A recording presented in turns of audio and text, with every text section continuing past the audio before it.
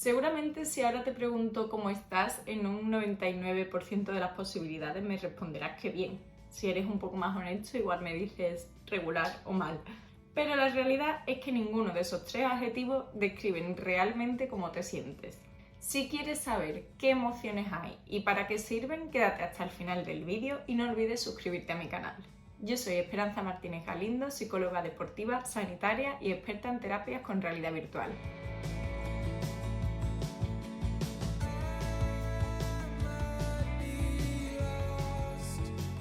La realidad es que si no fuera por las emociones ya nos habríamos extinguido como especie. Y si eres de los que piensa que llorar es de débiles o que expresar tus emociones es de tener debilidad mental, quédate hasta el final del vídeo porque realmente te vas a sorprender y vas a aprender bastante.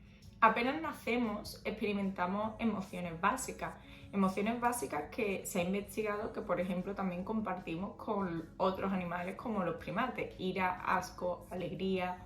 Tenemos 42 músculos en la cara y las emociones básicas se expresan de la misma manera en todos los seres humanos de todas las edades y de todas las culturas. Evidentemente hay diferencias, como dependiendo de la cultura hay seres humanos que son más expresivos o menos, como los japoneses, o también depende pues del botox que tengas en la cara, que yo súper a favor de que cada uno se ponga lo que quiera.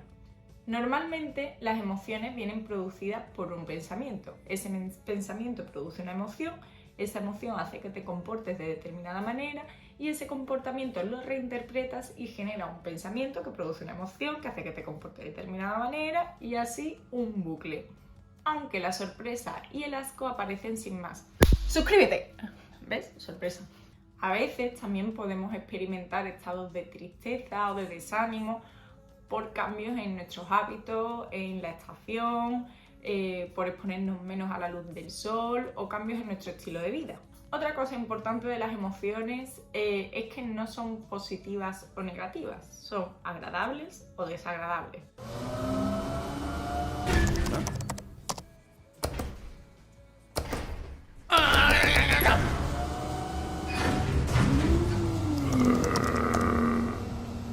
Porque realmente todas las emociones son positivas, todas están ahí por algo, tienen una función adaptativa. Por ejemplo, en el caso del deporte, imagina que tú has perdido un partido ese día, te has esforzado muchísimo, pero no ha ido todo lo bien que esperabas. Lo más lógico es que experimentes una emoción de tristeza. ¿Para qué? Para que te quedes ese día recogidito, llorando, triste, pensando en lo que has hecho, quietecito. Imagínate que experimentaras euforia y de repente pues te fueras a entrenar, al gimnasio, a intentar jugar, a repasar técnicas.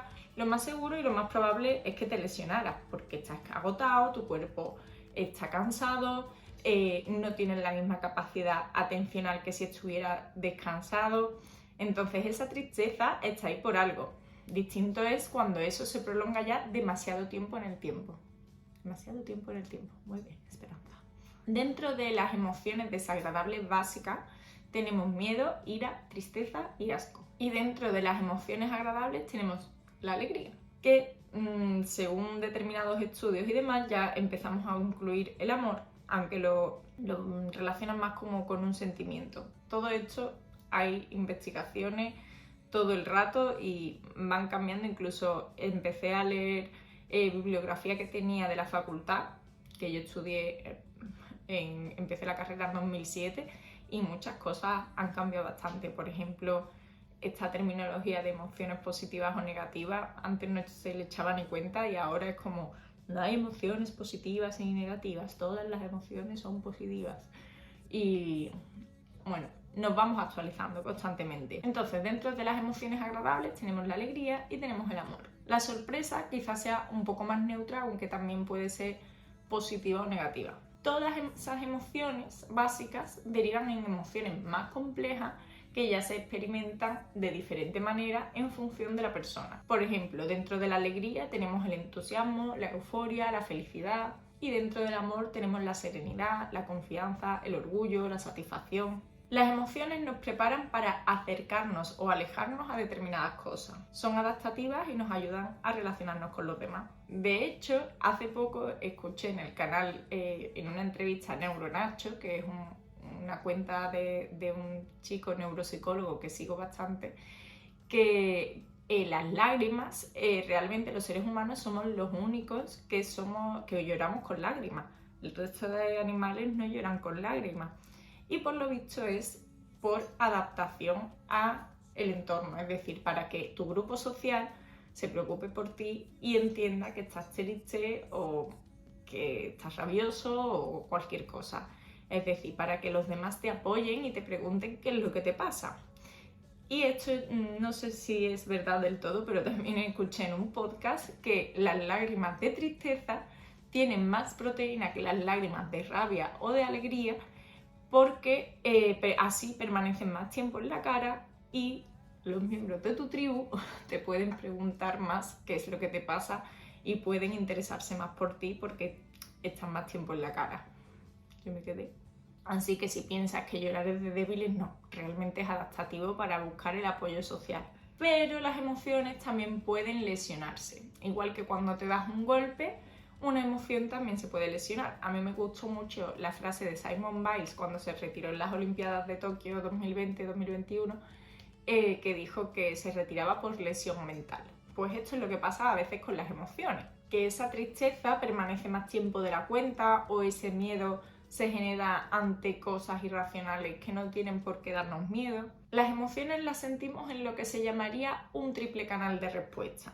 Si tú te imaginas un televisor, aunque esta metáfora es un poco antigua ya, tendríamos tres canales que se están reproduciendo a la vez. Es como si en el ordenador tienes tres ventanas abiertas y estás intentando prestar atención a las tres a la vez. Un canal sería el cuerpo, que es el canal fisiológico. La sudoración, los temblores, el dolor de barriga. Otro canal sería el comportamiento, el canal motor, esas acciones de huida, de ataque. Y el tercer canal serían los pensamientos, el canal cognitivo, todos esos pensamientos de ISIS, de pensamientos catastróficos, de lo peor que puede pasar. Y estos tres canales se perciben al mismo tiempo. De hecho, muchas veces cometemos errores de pensamiento porque se activa alguno de estos canales y nos confundimos. Por ejemplo, si se activa el canal fisiológico y yo siento que empiezo a tener como esos nervios en la barriga, esa barriga un poquito con esas mariposillas, a lo mejor me puedo pensar que estoy nerviosa o que va a pasar algo porque siento esos nervios en la barriga. Esto sería un error del pensamiento que se llama el razonamiento emocional, que es porque siento determinada cosa, pienso que se va a cumplir una realidad. Pero es un sesgo cognitivo. De hecho, es un sesgo que en la Isla de las Tentaciones se comete continuamente. Esa frase que van diciendo todos de lo hice porque lo sentía. Se llama razonamiento emocional. Y si os fijáis en esta tabla, existen realmente más emociones desagradables que agradables, con lo que es más fácil al final estar en una emoción desagradable que en una emoción agradable. Y por ello hay que conocerlas y hacer un esfuerzo para observarte, ver en qué emoción estás y aprender a trasladarte a la que te quieres colocar. ¿Qué podemos hacer para aprender a manejar nuestras emociones? Sin duda, aprender a manejar tus pensamientos. Si tú eres capaz de elegir en qué quieres pensar, eres capaz de trasladarte de emoción. Y por supuesto, es mucho más fácil actuar desde emociones como la alegría, el entusiasmo, la ilusión, el optimismo, la felicidad, que desde la frustración, el miedo, la rabia, la ira, el asco. Y créeme que cuando empiezas a manejar esto es mucho mejor para ti y para el mundo que te rodea. De hecho, cuando empiezas a localizar bien tus emociones en ti mismo, luego empezarás a entender las emociones de los demás y a ser mucho más empático. Volviendo a la explicación del bucle de pensamiento, emoción, comportamiento, si entramos en un bucle de pensamiento en amenaza del tipo ¿y si me despiden?, que esto sería otro error del pensamiento llamado pensamiento catastrófico, que son todos los ISIS, todos los que empiezan por ISIS son pensamientos catastróficos. Ese pensamiento en amenaza me genera una emoción desagradable, que es miedo, ansiedad, irritabilidad, y probablemente esto provoque comportamientos como que en el trabajo esté más irascible ante cualquier comentario en una situación de ataque o esté inseguro y no haga las cosas bien, no esté todo lo atento que pueda, lo que va a volver a generar pensamientos sobre nosotros mismos como no valgo para esto, no estoy rindiendo lo suficiente, o mi jefe es tal, mi jefe es cual, por lo que estamos predispuestos a bloquearnos o a pelearnos con casi todo el mundo, o a no querer ir al trabajo, huida. Además, esta acumulación de pensamientos negativos hace que pasen dos cosas, porque ya lo hemos dicho varias veces que el cerebro no distingue entre realidad o ficción, y si tu cerebro percibe que está en situación de peligro, va a bloquear la corteza frontal y producirá 3 tipos de respuestas: bloqueo, huida o ataque, bastante relacionado con las emociones que hemos dicho y con ese comportamiento de huida, no quiero ir al trabajo, me peleo con todo el mundo porque siento que no estoy bien, o bloqueo, no sé hacer mi trabajo bien, etcétera, que genera también esos pensamientos en amenaza. Además, suben los niveles de cortisol, el cortisol es la hormona del estrés, lo que hace que afecte a nuestro sistema nervioso, en fin, un drama. Con lo que lo primero que tenemos que hacer para intervenir ahí es hacer un esfuerzo por cambiar nuestros pensamientos. En mi libro Iniciación al entrenamiento mental, en el capítulo 4, te explico muy bien cómo funciona esta estrategia de control de pensamiento y tienes varias tablas para realizar el ejercicio y para aprender a cambiar tus pensamientos y a colocarte en la emoción adecuada. Te dejo el enlace en la cajita de descripción. Pues nada, ya cuando te pregunten cómo estás, espero que no respondas bien, regular o mal, sino que te vayas a tu tabla y elijas la emoción que más te representa ese día. También te recomiendo muchísimo un libro llamado El Emocionario, que también te dejo el link en la cajita de descripción, y describe muy bien todas las emociones y nos ayuda a aprender todos los días. No es solo para niños, también es para adultos, y créeme que hay veces que ayuda mucho a distinguir en qué emociones estás. También te recomiendo otro libro que se llama El hombre en busca de sentido y nos ayuda mucho más a comprender todo este proceso del pensamiento, de cómo nos influye el elegir en qué pensar. Y es la historia de Viktor Frankl, que es el autor, que es un psicólogo judío que estuvo en un campo de concentración nazi, y te cuenta cómo él utilizó la palabra y el pensamiento para sobrevivir a esa circunstancia. Él decía que la única libertad que no le podían quitar era en qué elegía pensar. Entonces intentaba buscar un propósito cada día dentro del campo de concentración, a la vez que recordaba pues libros que había leído, óperas que había visto, teatros, etc.